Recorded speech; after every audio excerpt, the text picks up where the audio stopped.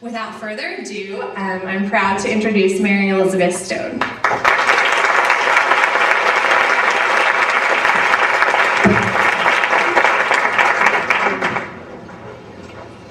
Thank you for coming. It's really an honor to be here. I'm going to put this up a little bit. Okay. Yes, they did ask me a couple of years ago, and I wasn't ready yet, but now it's time, and I'm just excited to be here. So, excited to share my story with you, and hope it can encourage you as well. But before we jump into the serious stuff, a few little things about myself. From Atlanta, Georgia, born and raised. Great parents, and I'm glad my mom and my mother-in-law can be here tonight. 2 wonderful younger brothers. And then I made it this way by heading to the University of Virginia, as Elizabeth said. I double majored in religious studies and foreign affairs to focus on the Middle East. My plan was to be a foreign diplomat and go over and participate in the peace process. But I met a handsome man, Meade Stone from Virginia Beach, and I didn't make it to the Middle East. We've been married for 6.5 years now, and the first few years before kids were a lot of fun. We traveled, and they say couples should have shared hobbies. Well, ours was and still is eating out. My favorite accessory is a great pair of shoes, but really any accessory will do because, as women know, they always fit, despite the various seasons of life. And one thing that might surprise you, since I'm here going to talk about my kids, is I was never a kid person, a baby person growing up. I didn't notice cute babies at the mall. My friend would say, "Oh my gosh, look at that baby." And I'd say, "What baby?" And I definitely wasn't the neighborhood babysitter. But I tell my friends that don't have kids yet not to worry, because when it comes to your own children, it's an entirely different story. I love my kids so much. Last fact about me. Normally at these events, I've been right out there in your seat. So why am I here tonight talking to you? Well, let me throw out a few dates and see what comes to mind. June 6th, 1944. November 22nd, 1963. September 11th, 2001. January 25th, 2009. These are dates that many people will never forget. I'm sure you recognize June 6th, 1944 as D-Day. November 22nd, 1963, President JFK was assassinated. We'll never forget September 11th, where we were. But what about January 25th, 2009, exactly 3 years ago today? You may not remember where you were, but it's a time in my life that is forever etched in my memory.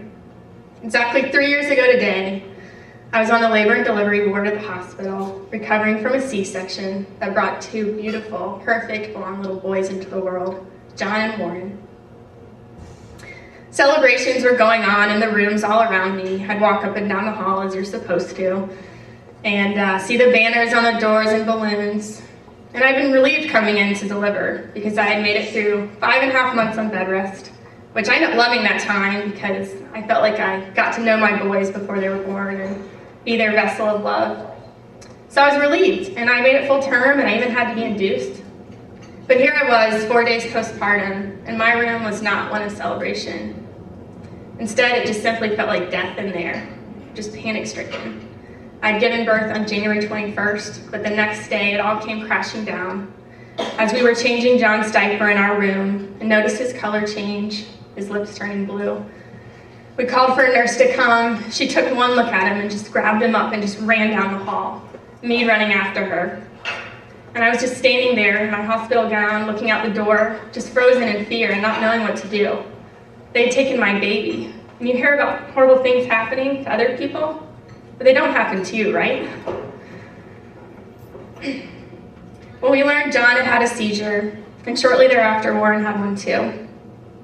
Followed by the second, the third, the fourth, until there were just too many to count. I was thrown into this medical world of crisis and panic and new language and advocacy and tubes and wires separating me from my boys. I was awoken at night not just to have my decision checked, but to sign papers granting permission for them to put my boys on ventilators so they could breathe. I'll never forget the doctor's somber expression when he told us the first terrifying diagnosis, non-ketotic hyperglycemia. He said our boys were poster children for that, and they were just waiting for the test to confirm it. He said that kids with that usually died in infancy, and if they did make it to 2 or 3, they would be severely mentally retarded. But the boys came off their ventilators, the tests came back normal, but yet there they were, limp and lifeless. We knew something was clearly wrong. I thought it was a good sign that they were gaining weight, but later I realized they were just swollen from the IV fluids, and that healthy babies actually lose weight before they gain it back. I was praying that they would simply just let out a cry or any small noise, and I'll never forget when Warren did. I was coming around the corner in the nursery, and I heard this little squawk. And bright-eyed, I asked the nurse, "Was that my son?" Over those first 2 weeks, the boys made small steps in the right direction. Like I said, they came off their ventilators. They went from nasal cannulas for oxygen to room air. They went from those ICU isolates to open air cribs, and they took some feedings from bottles, even though they were mostly feeding from tubes. So they were getting more stable, but seizures raged on, and the EEGs, which measure the brain's electrical activity, were severely abnormal. I cannot tell you how painful that time was. Most new parents took their babies home after giving birth. And I had to see mine during set hours and spend 3 painful minutes scrubbing my hands and arms before I could even touch my children. It was the most unnatural thing as a mother to not have full access to care for her child and to not have them home with her. I didn't want to go home, and I just couldn't. I was supposed to go to the hospital and only come home with those boys in those car seats and in that minivan we had purchased with them in mind. So we stayed at a friend's house near the hospital for the first week and a charity house another week. Couldn't bear coming home to an empty nursery. But when we finally did go home, I made sure the door was closed to the nursery. I just couldn't bear to look at those things that I had lovingly and carefully picked out for them, wondering would they make it there and when. We spent every waking hour with the boys. My very favorite memories was when I could hold them both together on my chest, just burrowed in for warmth, and I knew they felt safe and loved. We had to juggle our time with them even then, because at one point they weren't in the same room. And then when we did get them in the same room, they were not next to each other in the cribs. So I fought for this, and on February 8th, I got to hold Warren all day because they were finally going to move John to the crib next to Warren, but we kept thinking it was going to be any minute, and it took all day. So that afternoon, on February 8th, they were finally next to each other again. And then we left for shift change, and we decided to go to our church small group. And then we came home and attempted to relax as if that was even possible, turning on my big fat Greek wedding. Yeah. Then we got a call around 10:30 that night, the call that no parent ever wants to get. The man on the other end said that one of our sons, baby boy A, he said, Warren, was not doing well. And that despite all their efforts, it didn't look like he was going to make it. We threw on our shoes and got in our van and sped all the way to the hospital, leaving our car just right there. We prayed all the way, Lord, spare our son, just spare him. Again, thinking, terrible things happen to other people, but not this. God wouldn't take my son. So we got there, ran all the way up to the nursery, scooped him up. He was already very pale. The monitor had already been turned off, but the doctor said that she could still faintly detect a heartbeat every now and then. And we got to hold him and cry and tell him we loved him and prayed for him. And we held him as he was ushered out of this world. And in that moment, John cried out, "They've always been so connected." And I looked up at the doctor and I said, "Is he gone?" She nodded yes. This nurse in the room, she said, "You're just gonna have to pour all that love into this little boy right here." We were devastated, just utterly heartbroken. We lost a son, but we also lost this dream of twins, raising them together. Everything we thought our future would hold was just destroyed. Our faith in God was also thrown into question. I felt God had brought my children into the world only to take one away. And the looming question on all our minds was John going to go too? Since our boys were identical, and had the same underlying condition. We weren't sure if he was going to make it. As a parent, you were never prepared to plan a funeral for your child. And now, we were even having to entertain the thought of waiting. Do we wait and see? Do we need to plan a double funeral? We were panicked.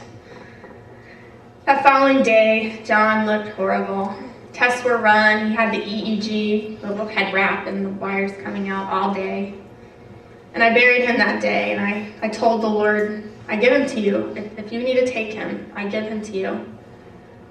But the next day, I felt God gave him back to me and told me that he was going to make it. I remember going there and holding John and just crying and telling him I was sorry and that he was going to be fine and that we were never, ever going to stop fighting for him. The seizures did continue, and they were relentless, up to 30 a day. We prayed and cringed through each one, begging Jesus to just heal our boy. After a period of time, we were dealt another blow.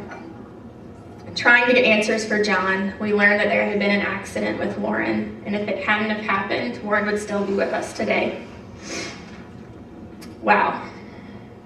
Just when we thought it couldn't get any worse, we found a new rock bottom, the coldest of winters. Reeling from all this while desperately trying to fight for John was definitely the lowest point in our lives. Seriously considered driving that van off the road that day. We were undoubtedly in the dead of winter, with no signs of spring, no signs of life, and no signs of hope. Despite this new knowledge about Warren, we were still told that based on John's condition alone, he would most likely die. And even if he made it a few years, he would need tubes for feeding, support for breathing. He would have seizures, be heavily medicated, so on and so forth. When everyone and all the facts around us pointed to death, and all we needed and wanted was just the tiniest bit of hope, the only place we could turn to was our faith in God. And those days were long and panic-stricken in the hospital, just counting the minutes, and if we were lucky, the hours between seizures. I get texts from friends saying, is it now an hour and a half? I say, yes, an hour and a half, and then an hour and 40 minutes. But then, oh, no, start the counter back over. So what did I do with all that time? I read the Bible to John, not because I'm super spiritual, but literally that was all we had. It was the only hope. In the Bible, Jesus says that we do not live by bread and food alone, but that we need the living, fresh word of God to just make it every day. This is truly what we experienced in the hospital. It was our soul nourishment when we had nowhere else to turn. And John, as heavily drugged and sedated as he was, I wanted him to hear his mama's voice, and I wanted him to hear words of life and truth. So I figured we'd read the book of John, since that's his name. Read through John, just at the end of the Gospels, and then when we finished that, we started at the beginning, read Matthew, Mark, and got partway through Luke. Like I said, between tests and waiting on doctors around and results to be read, we had a lot of time. As I was reading these books of the Bible, I noticed some new things about Jesus that I hadn't really thought about before. Rather than just seeing him as the savior, or religious man, or wise teacher, I saw that he was so compassionate. He always saw needs and met them, both physical and spiritual. He was always doing miracles, one right after the other. They weren't really the exception in the gospel, they were all over the gospels. And he cared about our deepest needs, like I said, spiritual and physical. And he also went around looking for people that had faith. That's the one thing he wanted, for people to simply believe, to take that leap of faith, so to speak, and walk hand in hand with him. So one day in late February, when John was just a little over a month old, we were reading Mark 11:22-25, and I felt God asked me if I was willing to take Jesus seriously and take this gigantic leap of faith. I want to read these few verses to you now. Have faith in God, Jesus answered. I tell you the truth. If anyone says to this mountain, go, throw yourself into the sea, and does not doubt in his heart, but believes that what he says will happen, it will be done for him. Therefore I tell you, whatever you ask for in prayer, believe that you have received it and it will be yours. And when you stand praying, if you hold anything against anyone, forgive him, so that your Father in heaven may forgive you your sins. So here God is asking me to take this huge risk, pray the impossible for John. And I know that God doesn't always answer every prayer the exact way we want him to. So spiritually speaking, this was the scariest moment of my life. But I felt he wanted me to take that leap of faith. Even as I rocked John with these wires and tubes protruding from his body, couldn't even imagine ever taking him home, much less him being fully healed. But I felt I needed to jump all in and take Jesus up on his word. And growing up with faith in a wonderful Christian home, it was easy to get to the place by this point in my life where it was just more comfortable to stay neatly protected behind a safe faith that didn't ask much of God and only asked things I thought were reasonable, things he could manage. And so I wouldn't get disappointed. So I went through this passage with John, one sentence at a time. We asked for John's healing on earth, believing and not doubting, forgiving anyone that God brought to my mind that I thought I needed to forgive. And as we prayed through this passage in the ICU, this supernatural feeling just was coursing through my body and into John. I was just excitedly holding him. I said, John, do you feel it? Do you feel it? You're healing. It's ours. It will be ours. The facts were still very bad. It was still winter. But now I had truth, which is always bigger than the present circumstances or facts. I had hope, and I had words of life to speak over John. I told him things like, John, you're a mighty warrior. Your generation needs you. Hold on and keep fighting. They're waiting for you. God has wonderful plans for your life.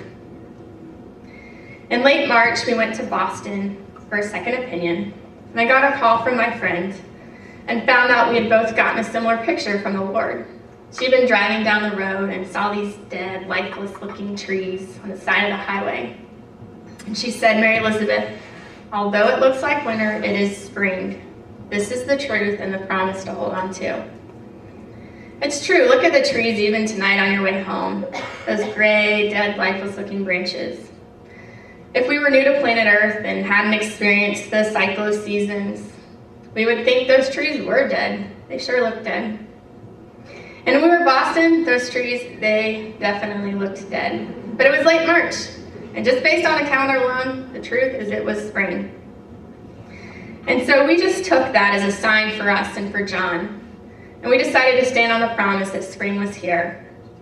In mid-April, John was 3 months old, we finally brought him home. And although hard days continued, we have seen one medical miracle after another. He's never needed tubes for feeding. He's never needed any support for breathing.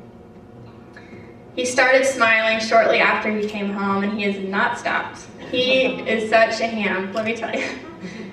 It's probably because I take so many pictures of him, but the second I pull that camera, he beams his famous smile, and he is just the most joyful child. Such a blessing. And then this child that used to have 30 seizures a day was on 5 very powerful drugs. He had his last seizure when he was 8 months old in September of 2009. A year later, we had a huge party to celebrate. And then in December of 2010, over a year ago, he had his last dose of seizure medicine, and he still hasn't had a seizure. We can't count the number of doctors, and we see quite a few, but we can't count the number of doctors that look at his history, and they're checking to see, well, where's the list of medications? She forgot it, and they realize he's not taking any, and they stare at me blankly saying, well, how in the world do they explain that? And I know it's God. In addition, John has outgrown multiple diagnoses from Oda-Hara syndrome to primary mitochondrial disease, and just recently, a blood count that has been low most of his life went into the normal range, and he doesn't need a bone marrow biopsy. So that's exciting. He reads and does math, which is amazing. Can't speak, but he reads He said a few words, which is huge, but not consistently. He's just more and more with us and just present. But we're still waiting on John's full healing. Despite the triumphs, he doesn't crawl or walk yet. He doesn't feed himself or drink from a cup. He's in diapers. And it's, we struggle. I hit a very low point the summer after he came home, and I finally had time to process everything we'd experienced, both with Warren's all too brief 19 days and John's seemingly insurmountable obstacles.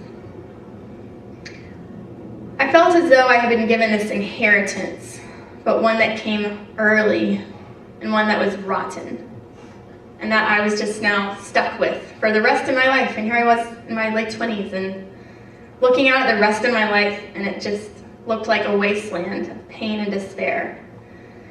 And I thought I was just doomed to eke it out until we all died and were reunited in heaven.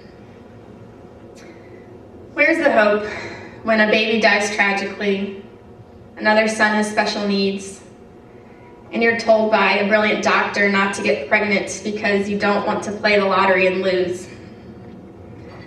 The heartache seemed unbearable.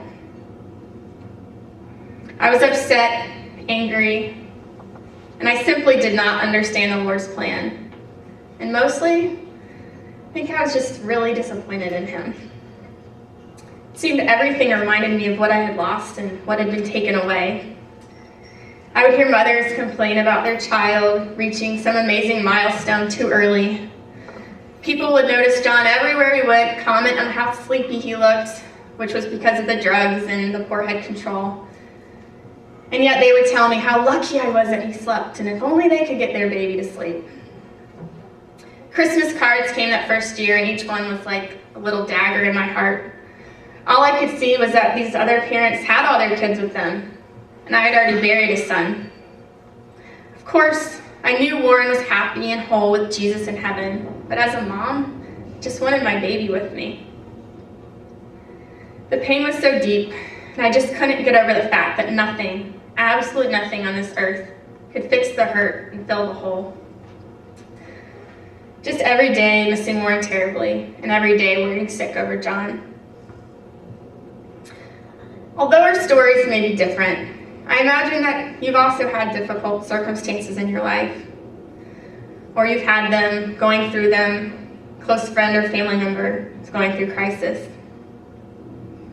We each have our winters, whether it's a struggling marriage, wanting to find the right person to marry, struggling with a child, wanting to get pregnant, looking for the right job, caring for ailing parents, dealing with aging yourself, dealing with debilitating depression, anxiety.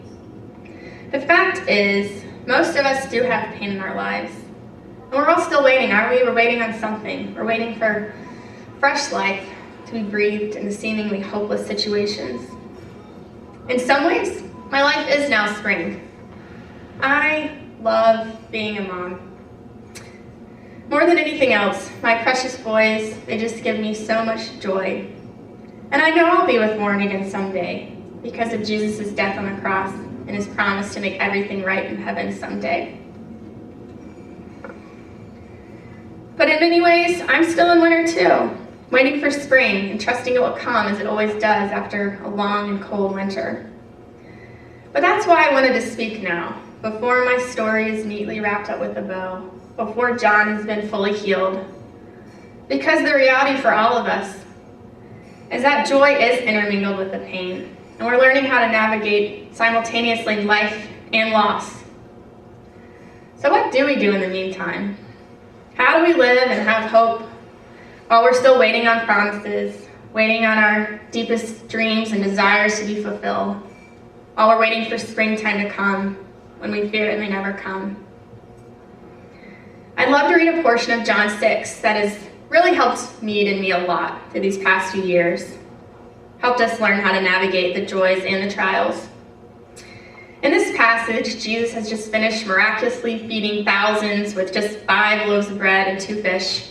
He walked on the water, and then he gave a teaching. He was talking about his being the bread of life, the true food. And it was a hard teaching because he was challenging those listening to share in his sufferings and in his ways in order to gain true life. Many of you have heard that Jesus had 12 main disciples. Well, before this teaching, he had many more, but with this, a lot turned away. So Jesus turned to the remaining 12, and he asked them, "You do not want to leave too, do you?" Simon Peter, one of the disciples, answered Jesus, "Lord, to whom would we go? You have the words that give eternal life. We have come to believe and know that you are the Holy One of God." I love this passage because it gives us permission to react the same way the disciples did when things don't always go how we want, or when we feel like God's given us more than we can handle in this life. Sometimes we want to talk to God. It's easy. We choose him because it's natural to trust him, and we just feel that connection. But at other times, it's like Peter said, "To whom else shall we turn?" We choose God merely by default, simply because he's the best of many unattractive options. And thankfully, God is okay with that. And he won't leave us. He isn't fickle like so many. He sticks it out with us and breathes spring into our winters. In fact, I fully recommend being 100% bold and honest with God. That is what a real relationship entails. Telling him your hurts, your fears, your hopes, your dreams. I've had many angry conversations with God the past few years, telling him how alone I felt in the grief, how disappointed I've been that John's full healing is taking longer than I'd like. But like a dear friend of mine says, God is big enough to handle my anger and temper tantrums. Thank God, right? And the reality is, where else would I have turned? There wasn't anywhere else to turn. Like I said, in those darkest days in the hospital, when all we wanted was that hope, our faith in God was the only place we could find it, and in the faith of others on our behalf. And I found that throughout our journey, that as I'm honest with God, he begins to give me the eyes to see. Take those same trees in winter that look so gray and lifeless and dead. I have a cherry tree in my backyard that my aunt and uncle gave us in memory of Warren shortly after he died. I happened to go in my backyard a month or so ago and noticed that when I got up close and actually examined the branches, there were these tiny little buds all over those seemingly dead branches, just sitting there, expectant, containing the DNA of life and the hope of spring. The hope is only in Jesus, because he transcends the pain. And ultimately, I trusted that he did have my long-term good in mind. The evidence he is good, even when my heart wasn't there. Well, I mean, look at you guys. The prayers, the outpouring of meals and love and support from all over the world. And only a belief in a good God can explain why strangers who didn't know us would care anything about me, my boys, and my family. Only a belief in a good God explains that. And I've learned I don't have to just move on and get over my son's death and my other son's struggles. I think there is hope knowing we don't have to make peace with these things, because God didn't intend us to have pain. It's a consequence of Adam and Eve's sin in the garden. But with God, I found that although I don't have to move on, he does enable me to move forward and experience the joy and richful life that he wants for me, while actually celebrating what has been lost and left me forever changed in such a profound way. Here is both the reality and the hope from my personal story. These last 3 years have, yes, been the worst 3 years of my life, but they've also been the best. Undoubtedly, without a question, the best. Ever since that catastrophic night when Warren died, my husband and I have had a foot on earth with our struggling son John and a foot in heaven with Warren. My sons have taught me, along with numerous others, how to pray, how to ask boldly and live by faith and not by sight. They've taught us to love deeply, while also mourning the sin and pain in this world.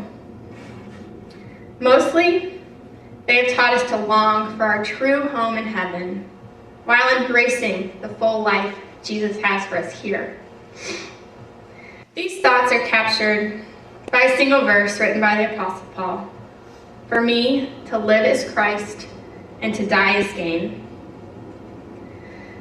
My 3 sons teach me to live with great purpose, but also to die with joy and anticipation, knowing that someday I'll finally be home where there aren't any more tears and pain. I can honestly say now that I love my life. I really do. Yet I'm continually learning to hold it loosely, knowing this life will never be all I may try to manipulate it to be and want it to be. In the Christian faith, we call the pain we have to endure crosses. Hence the expression that someone has had a cross to bear. With an honest relationship with Jesus, what is so beautiful is that in time, our crosses become our crowns. Jesus' death on the cross was a gruesome thing, and yet it is known as the crowning moment of Christianity. At his weakest, that is what has given us hope and strength and just the promise of eternal life. What was a horrible death is now a symbol of beauty. Tiffany sells them with diamonds on them. We decorate our homes with them. We got little notepads with the crosses etched in them. You know the ones. Here is the gift of pain. Our crosses and burdens, like my caring for a son with special needs, these things become our crowns, giving us purpose and identity and birth. Just deep joy as we work to the glory of God. Because of the beautiful crown of John's life, his struggles, and his triumphs here, I see that God wants to give me deep joy and rich purposes on this earth. And as I fulfill these purposes, I actually feel content. Don't we all yearn to simply be content? To know that what we're fighting for and working toward actually matters? This is where the cross becomes the crown. It is also the cross I've been given of having a son in heaven that has given me the gift of an eternal perspective. I'm learning to know what will matter for eternity versus what just concerns me in the here and now. And I know that just as I lovingly prepared that nursery for my twin boys, God is also lovingly preparing a place for me in my true everlasting home. With Jesus, the pains start to intertwine with the joys. And then the pain actually becomes the joy.